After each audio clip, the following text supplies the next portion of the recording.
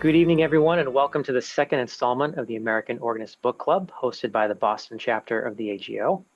Since the subject matter of our club is not actually a book, but rather the TAO magazine, you may refer to this gathering as a literary discussion group, a virtual reading cycle, or my personal favorite, the Page Turners Club. But regardless of what you call it, I'm happy that you're joining us, and I'm absolutely thrilled to be moderating tonight's discussion. My name is Sean Glennon. I'm an at-large member of the executive committee of our chapter and a member of the program committee.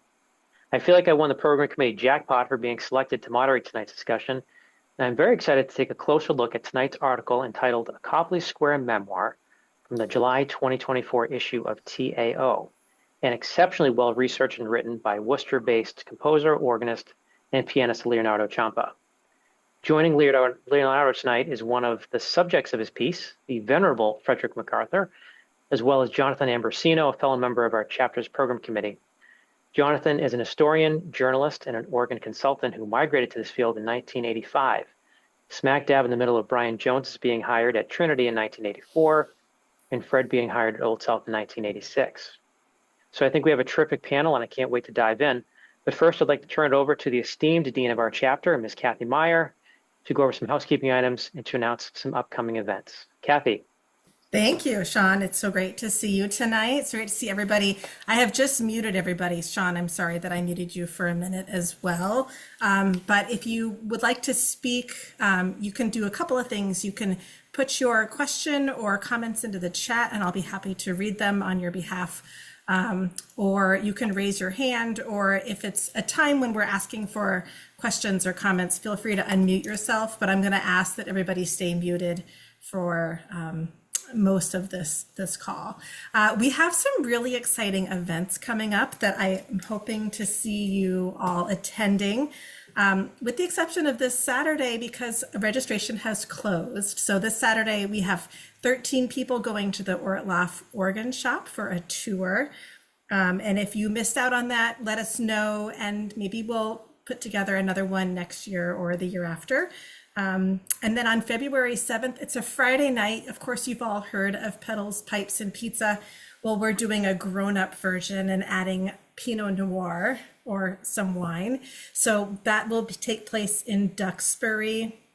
We'll start at the Congregational Church where Claire Descuscati is organist, and then we'll move next door to St. John the Evangelist. So you'll get a chance to play and hear two organs, and we'll serve pizza and have some wine.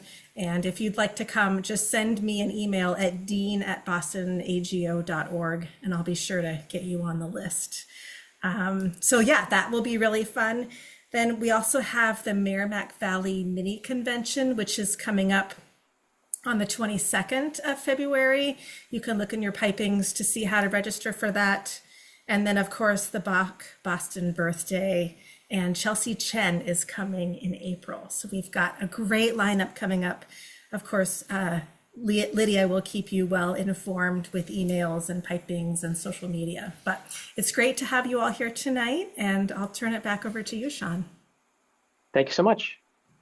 So the intent for tonight's discussion is to be exactly that, a discussion, but I do have a number of prepared questions that I'd like to ask the panel before we open it up to the general audience, so to speak. So for the time being, I would ask you to put any comments or questions in the chat. As Cathy mentioned, she'll monitor that, and then we'll take those and designated segments throughout the conversation. So to begin, towards the beginning of Leonardo's article, he writes, "The 1980s were a musical golden age for Boston's Copley Square. There was the formidable triumvirate of Brian Jones at Trinity Church, Frederick MacArthur at Old South, and Thomas Richner, aka Uncle T, at the Mother Church of the First Church of Christ Scientists, the centerpiece of the Christian Science Plaza." Leonardo also refers to the system of trains and buses running very efficiently back then. So I might suggest it was a golden age for public transportation in Boston as well, but I'll digress. Similarly, the article includes an epitaph of sorts written by Arthur Kazinius, who was Dr. Richner's consul assistant and page turner for 12 years. He writes, "The Mother Church, Old South Church, and Trinity Church in Copley Square formed a triangle of musical excellence. And in many ways, it was overwhelmingly wonderful to walk from one of these churches to the other to experience church music of such high quality." So with that, I have an observation and then a question for Leonardo to get things going. The observation is, out of respect for the current successors of the triumvirate, referenced, I want to give a nod to Brian Ashley at the Mother Church, who was a pleasure for our program committee to work with in coordinating the first night concert each year.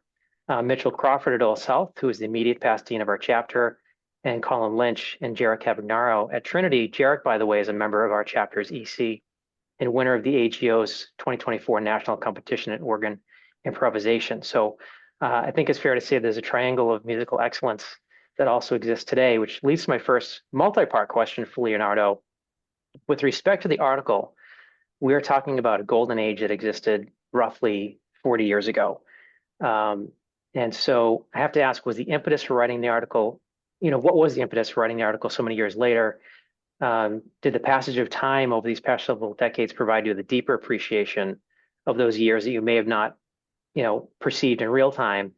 And did Brian Jones's passing in November 23 have anything to do with your timing with respect to writing the piece?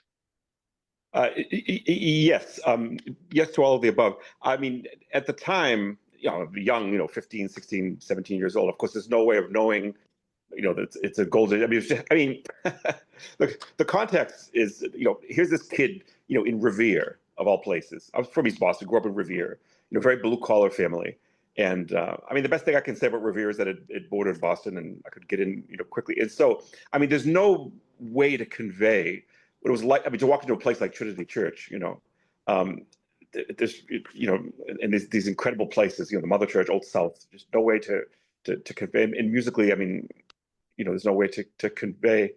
And also part of the context was that I was studying with Yuko Hayashi. And in a sense, teenage organists were even rarer then because they didn't have POE yet. That was a couple of years later.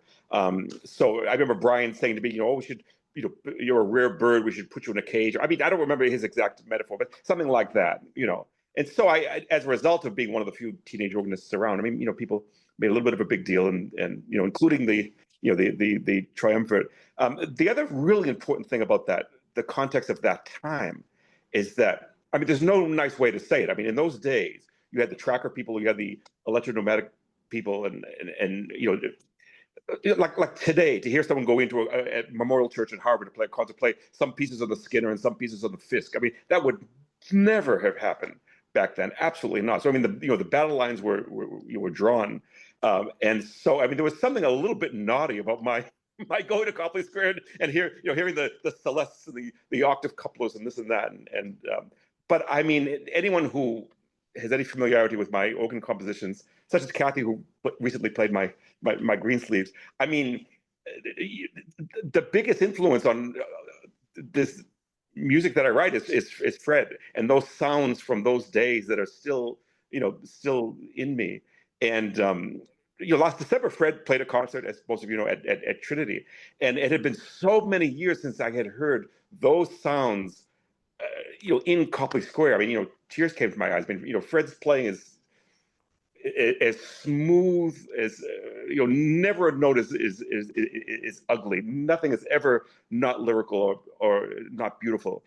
And I heard chatter in the room, people say, wow, his registrations, how does he do that? Well, because he listens, I'll be like, oh, it says in my music 8/4 mixture. Okay, 8/4 mixture, I mean, but Fred listens to the balance and to all of it. He, all of those hallmarks of his playing absolutely are 100% intact today. And so it's it's all a big part of me. I'm kind of jumping around, but I mean, the article was very personal. My personal impressions. And yes, Brian's death definitely made me feel like I have to do this. Although it had been on my mind, I bounced the idea off of Nick Bergen, not knowing that his mother knew Ross Wood in whatever little town that was in Louisiana where Ross was from. She was either from the same town or from the next town over, and he was also a flutist, and she worked with him, and so Nick was particularly receptive and intrigued about having such an article. But but at my side, it was a reminiscence. It was a memoir. It was just I was remembering the wonder of those of those days, and I really didn't think whether people would read it, or I really didn't give that a second thought. So I'm thrilled that there's been such a nice reception to that article, and of course grateful to Fred that he and I went over it a lot. He's the one who's still around of that triumvirate, and we talked a lot and had interviews, and he looked at drafts, and he helped me a lot with it. I noticed that the interview with Fred, and I have to say the end notes I thought were just as fascinating as the article itself. There's so much information, packed there, and I love all the pictures throughout. It was just so well done. The interview with Fred was 4 months after Brian's passing, if I'm not mistaken. And so, how long? What was your process? How long did it take to actually put together? I don't remember that part. I don't remember. But yeah, it was gradual. Yeah, I can't really answer that question. But yes, I spent months on it. I mean, it wasn't just something I sat down and wrote. It was, Mhm. over the course of months. In the article, you talk about being a 14-year-old piano student in '85, that you Oh, were well, bored one day yes, yeah. and decided to attend an organ and harpsichord recital at Old West with its famous C.B. Fisk, and that the experience changed your life. Just 1 year later, you were an organ student of the legendary Yoko Hayashi, who established the Organ Society at Old West, and if I'm not mistaken, was a teacher of one of our past deans, Louise Mundiger. And there you were taking lessons 1 year later on that very organ. Then in '86, at the age of 15, you started wandering into, as you say, the Mhm. triumvirates churches and asked Brian T. and Fred if you could take the consoles for a spin. Mhm. I just have to say, by comparison, I'm in my mid 40s, and while I'm fairly new to the AGO, Fred Mhm. has such an incredible reputation that he's practically mythical in our chapter. And despite being in the same room with him on multiple occasions over the past 2 years, it took me until about 2 weeks ago to finally muster the courage to introduce myself Mhm. at a chapter event. And of course, he was warm and gracious, and I wish I'd introduced myself sooner. But as a 15-year-old, did you realize at the time how legendary these three men were? And were you intimidated to speak to them? Or were you so either confident or excited by the possible opportunities to play those instruments that you didn't let that stop you? Well, I mean, the three of them were very different, and so I would have three different answers. I mean, Tom Richner. I mean, his reputation preceded him. I mean, this is a guy who played, Peter Rishausen played Mozart and was written up in the in the New York Times. I mean, how often does someone is a pianist praised for his Mozart in the New York Times from playing a town hall recital? So I mean, that's what his level of musicality. But he was, pianists in Boston didn't know about him, and organists in Boston. I mean, frankly, a lot of them. There was a prominent Boston organist whom I won't name because he's still a prominent Boston organist. And I remember, way back in the day saying, oh, Tom Risch, what do you think of his organ playing? And he said, he's a wonderful pianist. I said, yeah, but what do you think about his organ playing? He says, he's a wonderful pianist, And so he wasn't fully respected in Boston as either a pianist or an organist. But I mean, he was one of the great musicians. I mean, his style and charm and his sense of color was, really is. He was very proud of the fact that a fifth Christian Science church in New York, I think on like 43rd Street, somewhere around there, that he worked with G. Dalton Harrison on the coming up with the stop list and the tonal design, and he was very proud of like the two swell boxes, one within another. And so I mean, Tom's sense of color and his, when he would give a concert, I don't know. It was like a complete meal. I mean, if you make a meal, it's not going to be like first course chocolate, second course chocolate, third course. I mean, within a concert that he would do, you would get all the different colors and all. I mean, I think he did it instinctively. It was just a well balanced meal. And then, of course, in the middle, he'd do organ and then go down to this concert Grand Steinway and then end on organ. And he had his little. I mean, he was a character. He has his little thing of powder, and he would powder the keys, in front of the whole audience while we're sitting there, and he puts the powder on the keys, and then he would play, and he could play to the common person and speak to the common person, but also be appreciated by real musicians. But I don't know. In Boston, I think he was underappreciated. I think he was just he was a tremendous musician. Brian was approachable. I mean, he was very extroverted, and mischievous, and he was a character, And Fred was completely different. Fred was down to business. I was terrified of Fred. He was very serious, and I mean, those jobs in Copley Square. I mean, the politics would be, it's like it's like Washington, times 1,000, So it's, Fred was probably under a lot of. I don't want to speak for him, but Fred was he was down to earth. There was no funny business. No, he was never bragging and talking, and he wasn't a politician. He was the opposite of Brian in terms of personality. Fred was he just always did a great job always, and was very focused on his job. and what a program they had. Oh my God, the organ and the brass, and the professional choir, and the things, and I mean, the concerts at Old South, I mean, they really formed me. So, I mean, you know. That's what I love about the pictures too. I mean, it's true that pictures speak 1,000 words. I love the pictures that you put in the article as well. You mentioned in the article the meeting with Fred was particularly meaningful. You write, he was a serious man, somewhat taciturn, who preferred to let his playing do the talking. And what playing it was, melodies that sang, harmonies that melted together. I had never heard smoother, warmer playing. What few things he did say were golden nuggets that I've kept to this day.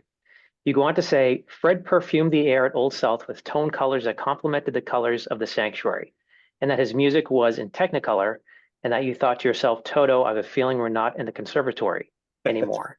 I know that to be true to this day. I had heard recordings and watched videos of Fred, but the first time I heard him perform live was just this past October, where he served as accompanist at the joint evensong and seating of the new bishop at St. Paul's Episcopal Cathedral in Boston, where Louise serves as a music director.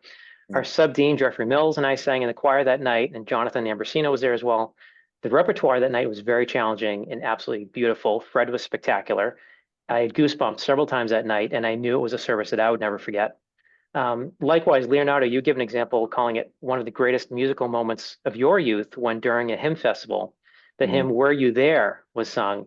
When Fred came to, oh, sometimes it causes me to blank, on the next downbeat, he pulled the open wood on the word tremble, and the pew trembled. And so surely there are musical moments, ones where you probably need to be there to fully appreciate them, in moments that you never forget. So Fred, I'm going to put you on the hot seat. Could you feel it at the time in those mid to late 80s that you were part of a golden age in music in Boston? And what are some of your favorite memories from that period? I was just doing my thing, and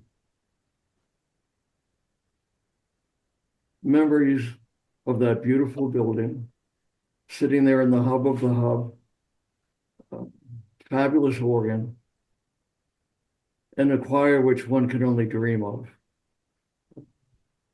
First night concerts,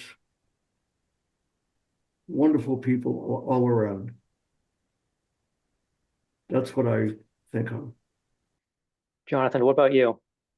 I can echo a lot of what Leonardo has said. I think that what we're discussing here is pilgrimages of people who aren't in the city, but who are living outside the city. And we come into the city for something that is of a standard that we're not going to get outside the city. I grew up in Newton Corner, and my mother was horrified that I was watching television too often in the afternoons instead of doing something serious. So she sent me to be in the boy choir at St. Paul's Cathedral at Downtown Crossing. That's how I got to know Fred, because Tom Murray, who was the organist then, used to be one of those Sunday evening accompanists at Trinity for the oratorio services, which Leonardo wrote about in his articles. And I'm not sure these organists heard each other, be it Earl Irick or Fred or Tom, but they really loved milking that organ for all of its worth in pieces like the Fauré Requiem, the Brahms Requiem, the Horonivissimo, the great oratorio of Horatio Parker, who was organist at Trinity in the late 19th, early 20th century. But they just had a lot of fun as well. And I was 13, I think, when I first terrifiedly turned pages for Fred. And he was doing the Brahms Requiem out of one of these pocket scores, doing all these kinds of things with the organ. It was really something very subtle, but very distinct. And I remember turning early once, and in the midst of all this stuff, a hand smacked back that original page. And I thought, oh my God, they're gonna have to cart me off in an ambulance. But I think I turned pages for him once more. That's terrifying. Fred was never a man of many words in those age, but he let his amazing music making speak for itself. Probably, I think I even understood then, because was able to hear George Faxon play rather a lot in those days. The Freds I think the most direct descendant of George's approach, which was one of subtlety. It wasn't about obvious broad brush color, something much more subtle. When I observed with all of these guys, but definitely with Fred, in that this was text related playing and registration, that this is really responding to what people were singing, be it a hymn or the movements of one of these oratorios. That the color and the sweep of the organ really needed to not just accompany the choir, but to augment the meaning of the text. That the text was really central to the whole experience. Um, but I remember that when George left in the spring of 1980, the Trinity experience really changed because the oratorio services went away, supplanted instead by a pretty musical Eucharist, but it wasn't the same. And I was certainly deeply influenced by just watching these guys manipulate that organ and what they were doing, all different, but all with this intensity of color, which was, as Leonardo hinted at, really somewhat out of fashion then. If you think about uh, other emphases in playing, scholarship, performance practice, all of which were more nascent then, but definitely not in that style of post-orchestral playing. I'll be quiet now. That's thank you. Not for being quiet, but that's very insightful. I appreciate it. Fred, I'm going to take the time machine even further back for a moment. Then we'll come back to this golden age. But Carl McKinley, born in 1895, who was not only the organist at Old South, but also a composer who had works premiered by both the New York Phil and the Chicago Symphony, once said to you in your early teens that you would be the organist at Old South someday. And likewise, also in your teens, the prolific Everett Titcomb wrote a piece for you called Fantasy on Medieval Hymn Melody. What was it like to have these legends, who must have been like idols to you, give you so much attention and notoriety at such a young age? It was very kind of them. They were both wonderful, wonderful people. And Carl McKinley was really giving me a compliment on my hymn playing. And I thought it would be nice to be the organist there someday, but I never thought it would be possible. Titcomb was not only a wonderful musician, but a terrific person and full of encouragement to young organists. And I have much to thank him for, including that beautiful piece that he wrote for me. I'd like to skip back to Trinity for a minute, if I may. Sure. I remember once George Fatchin had rehearsals for the Sunday evening oratorios Saturday at 5 o'clock. And we were to do the Brahms Requiem the next day. And George said to me, "We've lined up a page turner for you." And I said, "Oh, isn't Brad Wright turning pages?" He said, "No." And there was this child standing there. It was Jonathan Ambrosino. Mhm. And I remember I said to him, can you reach the music? And he could. He did a fine job. So, but he was terrified of me. He did a fine job. That's high praise, I think. So, Jonathan, give yourself a pat on the back. That's a great segue because in the article, George Faxon receives a well-deserved nod by both Leonardo and Fred for having established a new music program at Trinity in 54, re-auditioning the choir, adding women, designing a new console in 56, replacing the front organ in 63, holding legendary Sunday evening services of music, many of which Fred participated in. And although George retired in 1980, there was a 4-year gap before Brian was hired. How much of Brian's success, if any, would you, this is to the panel, how much of Brian's success do you attribute to George in terms of either paving the way or setting the bar high for Brian? Do you think Brian's tenure would have been as successful as it was were it not for George's example or did that 4-year gap, cause enough of a break that it wouldn't have mattered, that they were essentially two different styles altogether? And that, again, that's open to anybody on the panel. I think the 4-year gap was the paved the road for success for Brian. I'll be less diplomatic than Fred. Thank you. Oh, In that George had this very successful 26-year run, and that 4-year reign was two short reigns.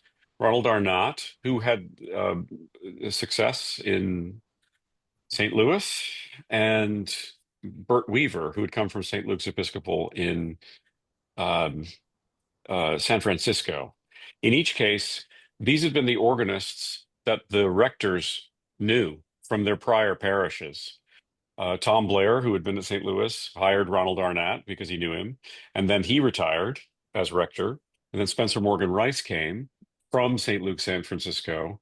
And when Arnott left, he thought, I'll just get my own organist.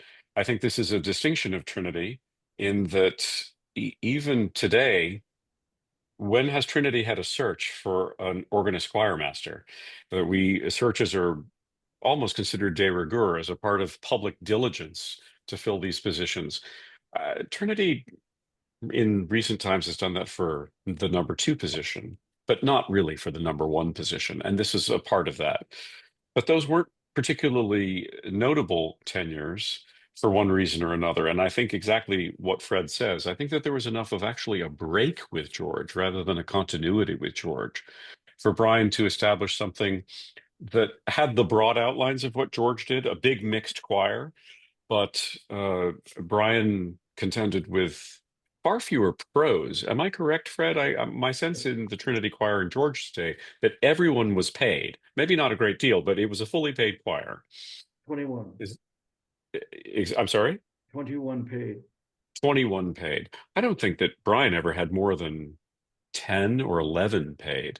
8. It was 8, often 8. I mean, it was a struggle for him. Compared to, say, the Advent with 16 and 18 paid singers, or a dozen at many other churches. So I think his goal was always mostly volunteers and passionate volunteer engagement. I think that was a real key to what he was after. And that extended probably less from Fred and more from the model that Brian was trying to establish at the Dedham Choral Society, for example. Leonardo, do you have an impression of that from having talked with Fred? Yeah, I mean, I'm going to be even less diplomatic. I mean, Brian. I mean, Brian's vision. I mean, we have to give him that. I mean, I still remember. They made the Canaanite Choirs CD on, I think, Classic Masters, and then I remember Brian almost half nonchalantly mentioned that they signed a recording contract with London Records to re-record it. I mean, who who makes a recording with London Records? I mean, I mean, he had tremendous vision for that program, and he put his own stamp on it. I mean, I don't think I don't think of him as a continuation of George at all. It's not like Ormandy taking over for Stokowski. It wasn't like that at all. I mean, you had the 4-year; those were 4 very troubled years. I mean, let's call it what it was. And as strange as this may be to say, when Brian got the job, I'm almost hesitant to say this, but I don't think anyone else wanted it. I mean, Tom got the job at Yale. Fred, I don't want to speak for Fred, but I mean, I don't think he was overwhelmingly interested in it at that particular juncture. And so I think there was some luck involved. But I think Brian had the vision, and he was socially very comfortable in the whole thing, and he could schmooze till the cows came home, to pull it off. But I don't think of him as being George's successor by any stretch of the imagination. Turning to Thomas Richner in the Church of Christ Scientists, aka the Mother Church, one of Leonardo's mind-blowing experiences referenced in the article was seeing that enormous facade for the first time as a teenager, which many of us can relate to, though perhaps later in life for some of us. The organ at the Mother Church is indeed the largest organ in Boston, and by most accounts, the 6th largest in the United States, 9th largest in the world, with its 156 stops and 240 ranks, if I'm not mistaken. Leonardo, you say T was perhaps the greatest performer that Boston failed to acknowledge, and you did elaborate on a little bit at the beginning. the implication that he wasn't a real organist. But you also referenced some charming compositions which deserve to be better known. And could you elaborate on that a little bit and maybe illustrate if and where those can be found? I wish to God I knew where they could be found. I mean, and I sat on the bench next to him, and he played some of these for me. One was based on Eventide. Another one had this cute ending of like five notes, ba ba ba ba bum. And he said to me, he said, "That's thank you very much." And so I don't know where these pieces are found, and God, I'd love to find them somewhere, but I don't. There's a little toccata he wrote in some that's in some volume. I don't remember the name of it. Maybe some of you know what I'm talking about. There's a short volume of contemporary organ pieces, and he's wrote a little toccata that's in there. But I don't know. But he wrote these incredibly charming. They captured his charm and musicality. And I don't know I don't know who publishes them. I don't know where they're found. Fred, do you have any insight on that? Except for the toccata, they are published. There are only a couple of them. If anyone has them, it is Arthur Kazianis, who you referenced earlier, Sean. I would just add one recollection of Dr. Rishner, which echoes everything that Leonardo wrote in his article. He was very social. He always wanted to pay for dinner or lunch at J.C. Hillary's. But I don't know that he was unrecognized in Boston. I just think that the only place that you could go to hear him play the organ was the Mother Church. I don't think he thought of himself as a concert organist. Certainly by the time he was regularly at the Mother Church, he thought, as Leonardo has pointed out, he really thought of himself as a pianist and wanted to give particularly these lovely, later in life, these private recitals of Mozart and Chopin, at which he was just an exquisite interpreter, subtle, authentic, late romantic pianist in the sort of Arthur Rubinstein tradition. But his organ, I think I don't know how many musicians thought to go to the Wednesday evening testimony services to hear Dr. Rishner play. And they probably wouldn't have gone on Sunday morning, obviously, because they had their own things. But it was a world unto itself over at the Mother Church, in a way. I'm glad that I went on Wednesday nights. And I will also recall when Leonardo talks about the baby powder on the keys, there was a very funny incident where at what they call the rectory, Cheesley, the first reader's home on Commonwealth Avenue, the first reader at the time, Horacio Rivas, this very elegant, I want to say Argentinian or Brazilian guy, beautiful speaking voice. There was a lovely piano in this home, and he invited, at a party at this home, invited Dr. Rishner to play. And Dr. Rishner said, well, I can't possibly play without my baby powder.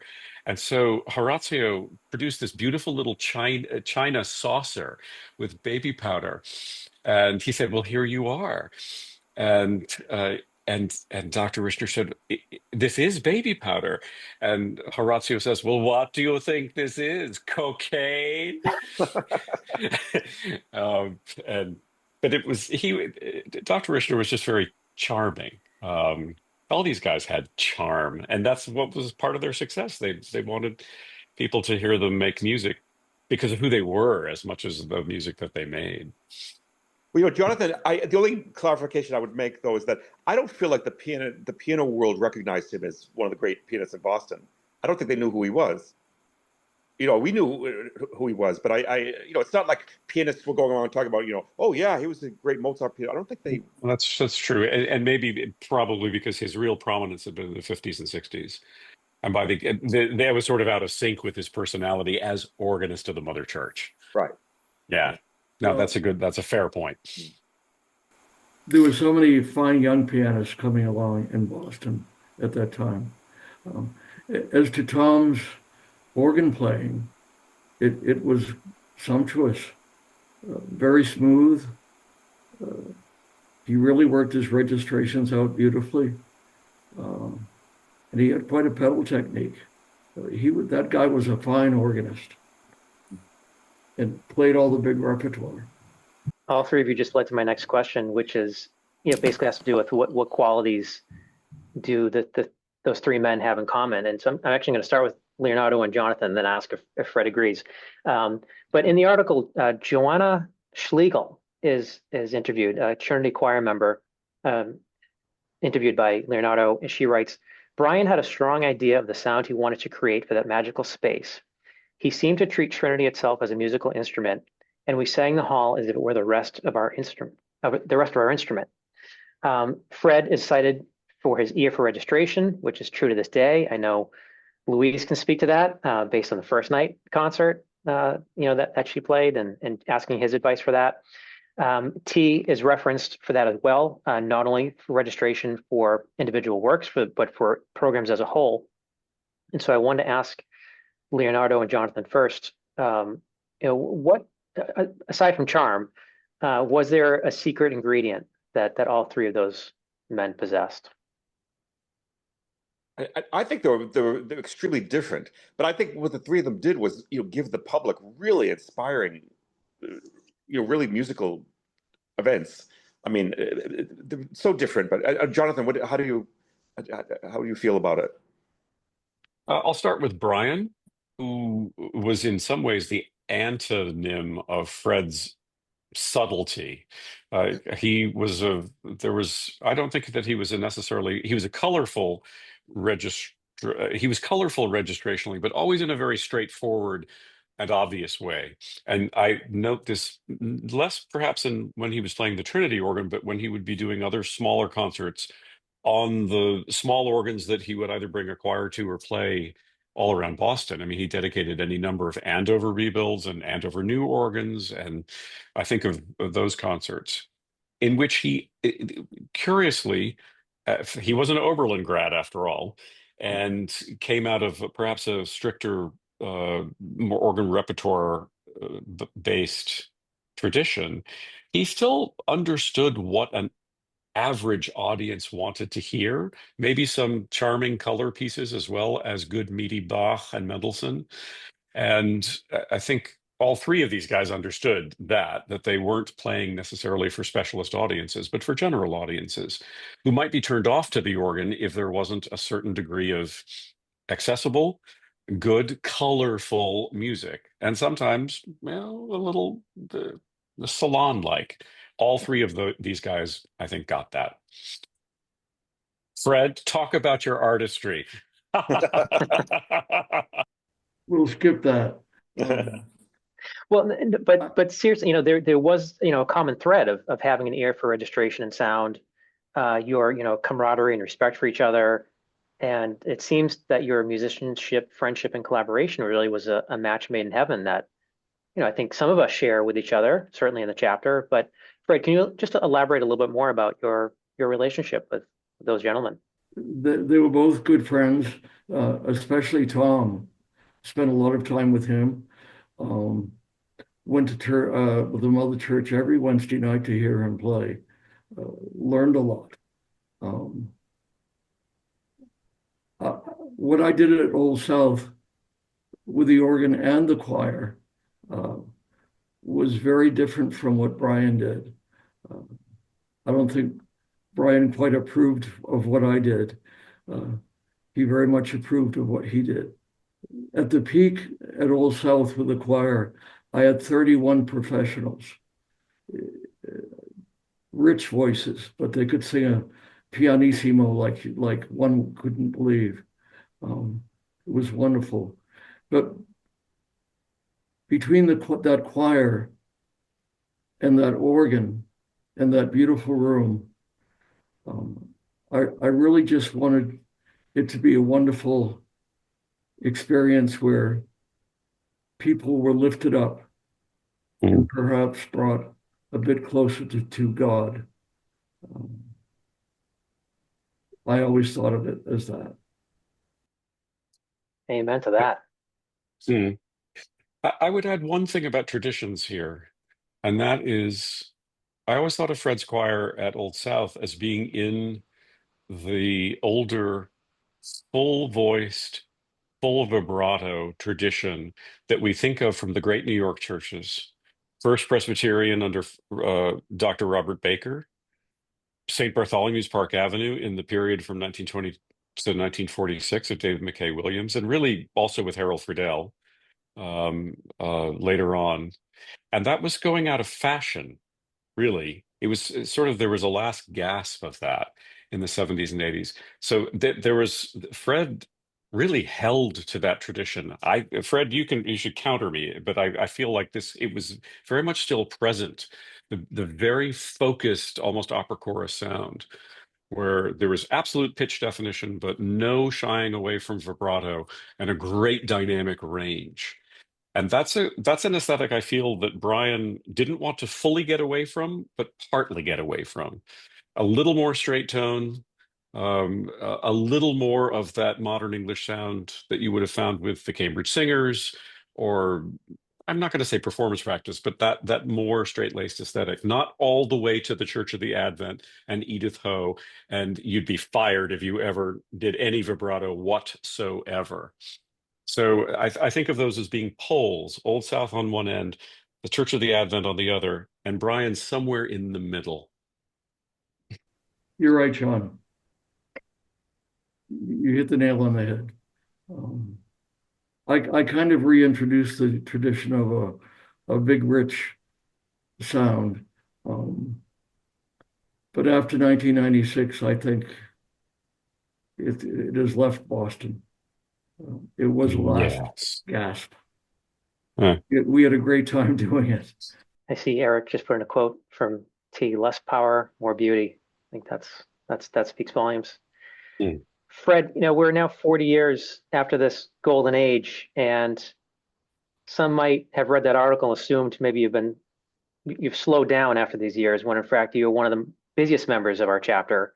I would love for you to talk a little bit about your current schedule, maybe a week in the life of Fred. I know you've had some big performances recently. As I mentioned, the seating of the Episcopal bishop in October, Messiah Sing, Christian Science Church in Cambridge. You did a noonday Trinity concert on December 20th, etc. What are you up to on a weekly schedule? What is your schedule like? On a weekly schedule, I'm doing what I love to do, and which I'm still more or less able to do.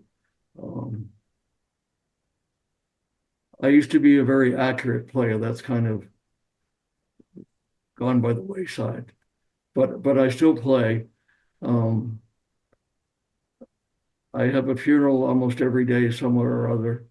On Wednesday nights, I'm the organist at the Christian Science Church in Cambridge. I'm finishing up 25 years there. Wonderful, wonderful Kimball organ, and a wonderful bunch of people. On weekends, Sunday morning, I play at St. James in Somerville, and then I go up the highway to St. John the Evangelist in Wellesley.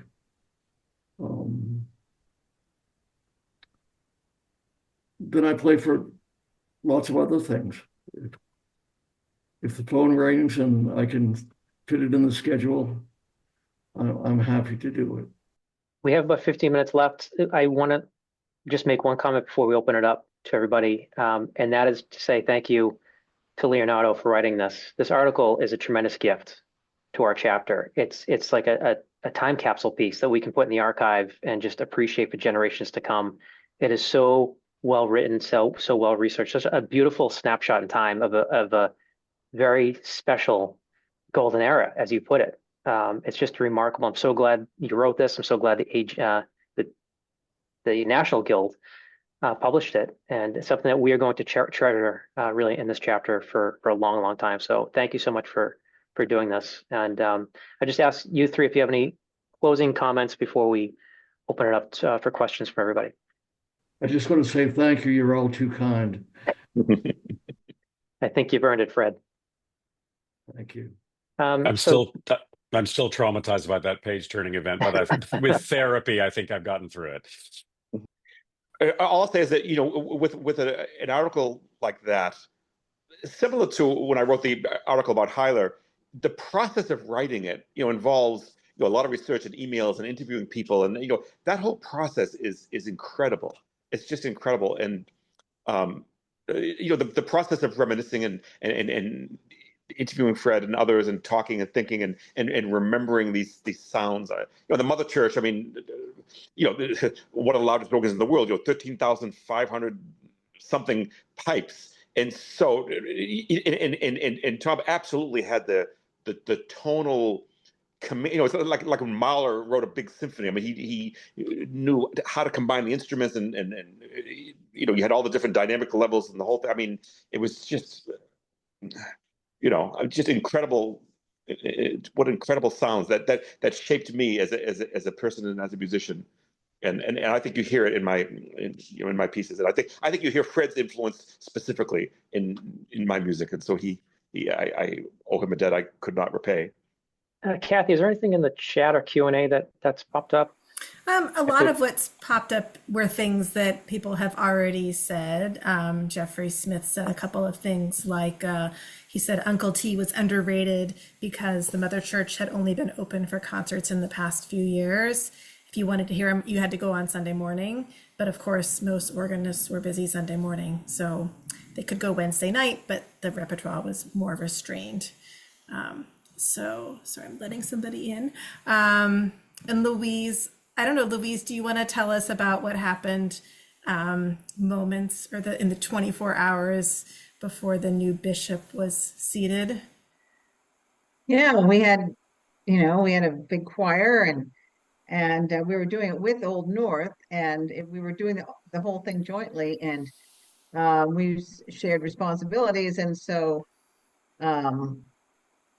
then he was the organist there got stuck in Croatia, couldn't make it back, and I got an email, and Saturday morning I said, what am I going to do? Who can play this?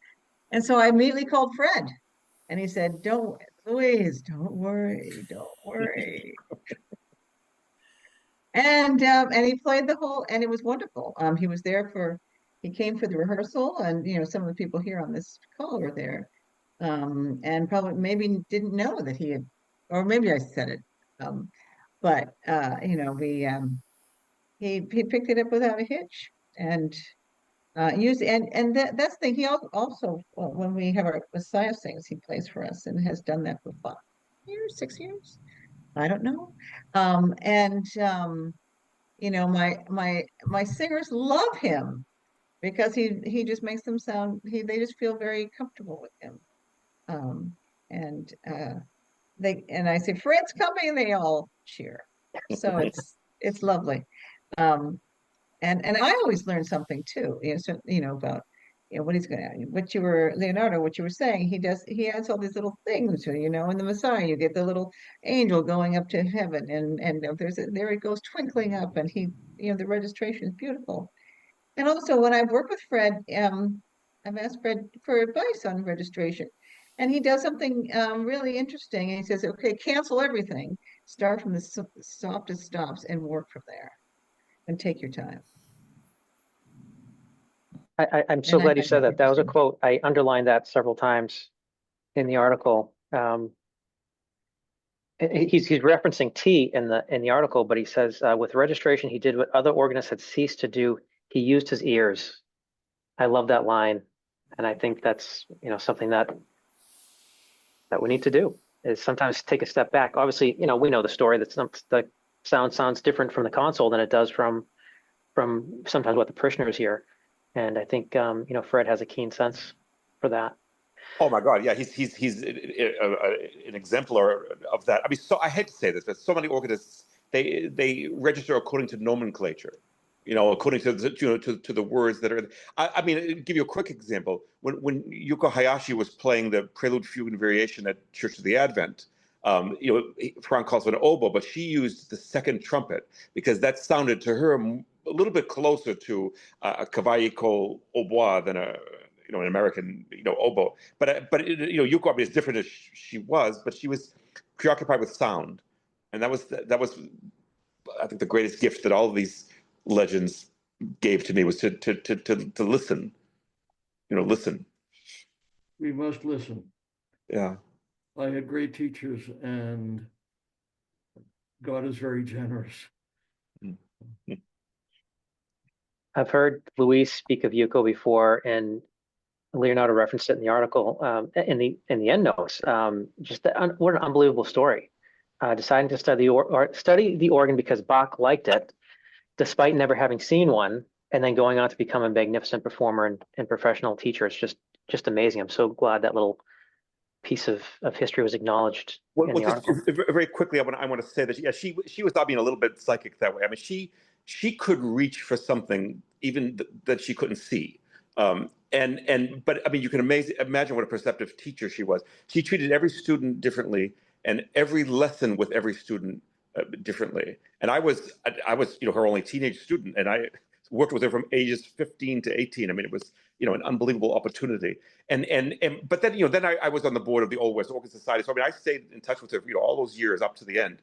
And years later, she said something that I will never forget. I think this needs to be said out loud. And it sums up her teaching philosophy perfectly. She said, when you see a bud coming from, this is really very Japanese in a way, but she says, when you see a bud coming up from the ground and you're not quite sure what it is, and so you water it and you take care of it so that it'll grow, so that then you can see what it is. But then the next part she said was even better. She said, and if it's a very small, weak bud, you take even better care of it, right? I mean, how many teachers, they're concerned with those couple of star students and the rest are just, padding their income. But I never saw a teacher who gave such attention even to the most musically insignificant students. But she cared on that level. So between that and her incredible perception and her preoccupation with sound, it was a different tonal palette than what we've been talking about today. But so I was very fortunate. I don't see any questions submitted. Does anybody have any questions or comments for Fred or the panelists? We have about 5 minutes left. Sean, I have a question for Leonardo. Mm-hmm. How many times have I turned in a paper or some other piece of creative work and then 3 days later thought, oh, I should have included this thing? I'm wondering if there's anything that came to mind later or that you could add now, or what didn't make it into the article because you had to cut it for space?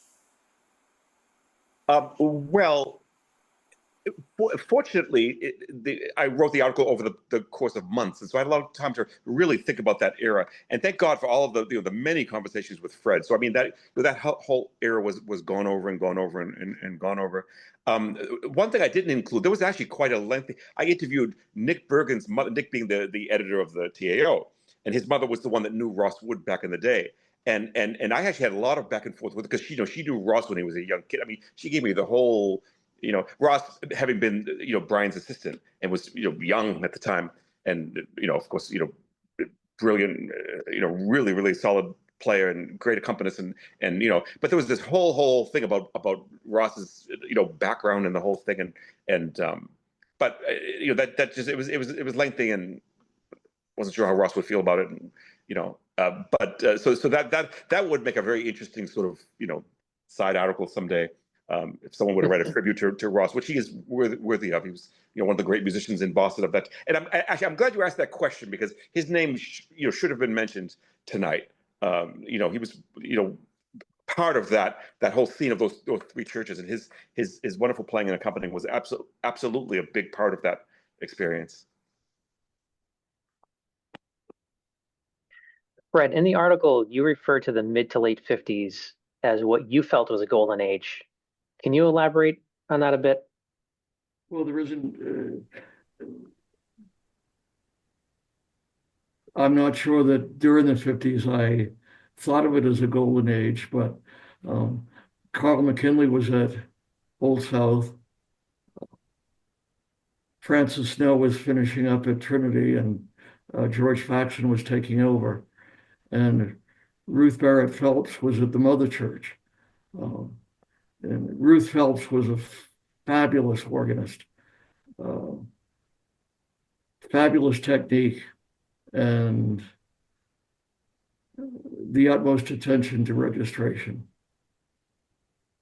Any other questions or comments from folks? This is open to everybody. Just raise your hand or unmute yourself. Yeah, Louise. I just have a quick question. Can you just, we haven't talked, can you just give a couple of thoughts on Everett Titcomb? Because I have his, a lot of his music at the cathedral because that music library from St. John's came to us. And I've been seeing notes and all this kind of thing. And can you just say a few more words about your relationship with your musical relationship with Everett Titcomb? Because you were quite young, I think. Pardon? Sorry, got a tickle. Because you were very young at that point. I mean, one day I was looking through that some of that library, and I saw a program from 1961, which was in tribute to Everett Titcomb, and who was on the program, but none other than Fred MacArthur. So I said, oh, Fred, my goodness, you went to this program. Well, I remember I probably met Titcomb in 1953, and on Sunday evenings at St. John's, Bowden Street, he had a pickup choir, and it was really quite the thing to do to go and sing in the choir on Sunday night. And I learned so much and met so many wonderful people then. He would conduct the choir. He was quite fussy, and he would occasionally still play a hymn during the service. And he played very well in the old style, very legato. Fred, when you say that he would occasionally play a hymn, was there an assistant organist also involved? Yes, Dick Grant was the assistant. Oh, Richard Grant. And Okay. before Richard Grant, Herbie Peterson. Oh, of course. Well, Anglo-Catholic organists, both of them. Absolutely. Titcomb's masses are still sung at All Saints Ashmont. Beautiful music. Yeah, there's very straightforward and beloved by the congregation. He used to tell the story that his most popular seller was the anthem, Behold Now, Praise the Lord. And he sold it outright for $25 to the publisher. Although, I've always thought, because of the music that I see, is that I think he must have been a tenor because he's so kind to the tenors in his music. And we do, I hand it out and the tenors are always smiling every single time. And I don't know if that's really true, but that's what I see in his music. A beautiful lyric tenor that just weaves its way in the interior of his pieces. Especially, we do, I will not leave you comfortless. I'm sure everybody here does that. And I've done it so many times, and I just love that piece. I particularly like the tenor part. His favorite composition was the motet, I Will Not Leave You Comfortless. I sat beside him at a concert at First Baptist Church in Boston in 1958. In fact, Ernest Skinner was in attendance that night. And after the choir, it was Don Tita's choir, sang, I Will Not Leave You Comfortless. Titcomb turned to me and said, have you ever heard anything so beautiful in your life? And he wasn't talking about the choir singing. So he was so proud of that little motet.